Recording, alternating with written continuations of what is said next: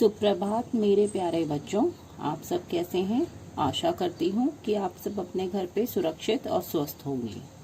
आज हम अ की मात्रा सीखेंगे। ठीक है, अ की मात्रा कैसे लिखते हैं। ऐसे एक आपकी डंडा होता है, उसके ऊपर दो मात्राएं होती हैं। ठीक है, अब आप इन चित्रों को पहचानिए कि ये कौन कौन से चित्र हैं। आपने ये देखा होगा, छोटा छोटा पौधा है ना, आपके घर के आसपास लगे रहते हैं। देखो ये चौराहा है ना। और हथौड़ा, जब हम दीवार पे कोई कील ठोकते हैं तो हमें हथौड़े की जरूरत होती है। नौका, जो हम पानी में तैराते हैं। जब बारिश होती है तो आप लोग भी छोटी छोटी कागज की नौका बना के उसे पानी में बहाते हैं ना, वही सब चीज। इन सब अक्षरों में एक चीज कॉमन है। कॉमन यानी सब में एक चीज हर शब्द के अंदर लिखी हुई है। क्या है, अब ये देखिए यहाँ पे अ की मात्रा है। देखो ये, और इधर भी है ना, इधर भी है ना, और इधर भी है। तो ये सारे शब्द जो है इसी अ की मात्रा के साथ मिलके बने हैं। जैसे ये शब्द क्या है, चौराहा, चौराहा। ह के साथ देखो आ का डंडा है और र के साथ आ का डंडा है, तो राहा, चौराहा, चौराहा। अगला शब्द है पौधा। प के साथ औ की मात्रा है, पौधा। ध के साथ आ का डंडा, पौधा, पौधा बना। ठीक है, ऐसे ही नौका, नौका। हथौड़ा, हथौड़ा। ठीक है, आपको इसी तरह से इन शब्दों को पढ़ना है और अभ्यास करना है। अब आप देखिए इन वर्णों के साथ इन मात्राओं को हम कैसे पढ़ेंगे। ठीक है, अ की मात्रा। कक्षा कार्य, आज की तारीख आपको लिखनी है। आज कौन सी तारीख है, 1/7/2020। ठीक है, क के साथ अ की मात्रा, कौ, खौ, गौ, घौ। ठीक है, चौ, छौ, जौ, झौ, टौ, ठौ, डौ, ढौ, तौ, थौ, दौ, धौ, नौ, पौ, फौ, बौ, भौ, मौ, यौ, रौ, लौ, वौ। ठीक है, ये अ की जो मात्रा होती है, ए और यू का साउंड होता है इसके अंदर। ओ का साउंड हम लगाते हैं, तभी तो हम ल के साथ जब हम ओ बोलते हैं लौ कहलाता है। रौ, यो, पौ।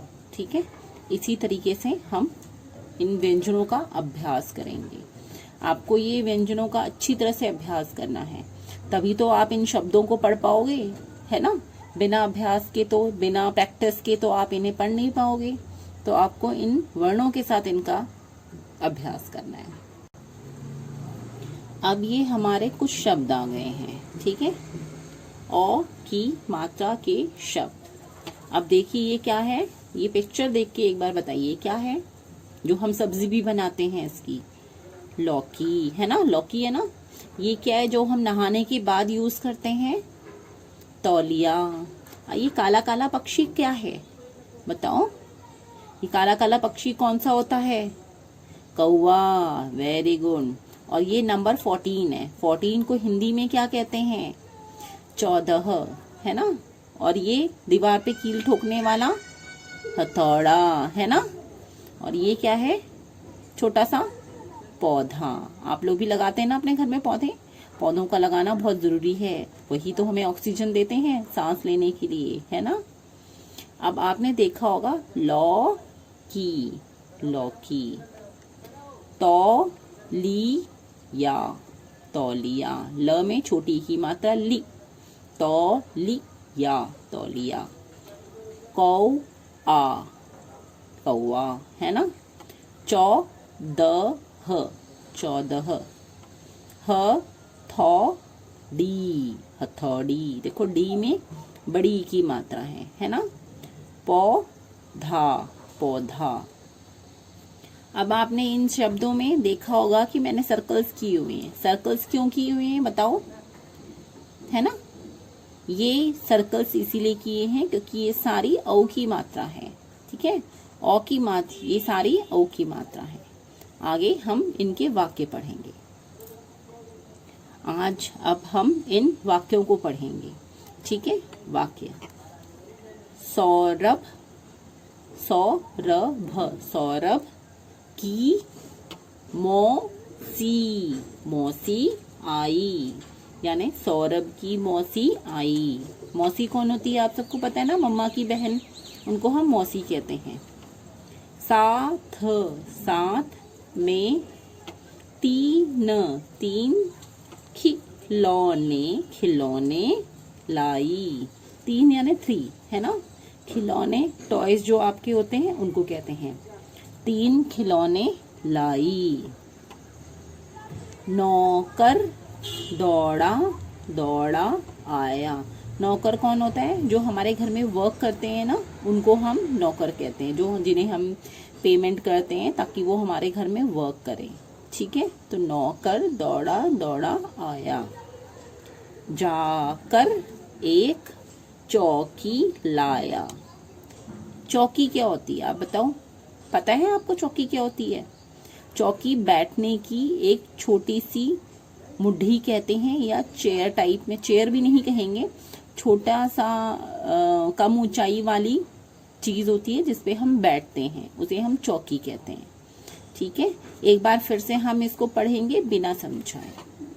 सौरभ की मौसी आई, साथ में 3 खिलौने लाई। नौकर दौड़ा, दौड़ा आया, जाकर एक चौकी लाया। अब आप बताओ चौकी क्यों लाया होगा, है ना? वो मौसी के लिए लाया था चौकी, ताकि मौसी जो है उस चौकी पे बैठ जाए। क्योंकि मौसी बच्चों के लिए क्या लाई थी? 3 खिलौने लाई थी, है ना?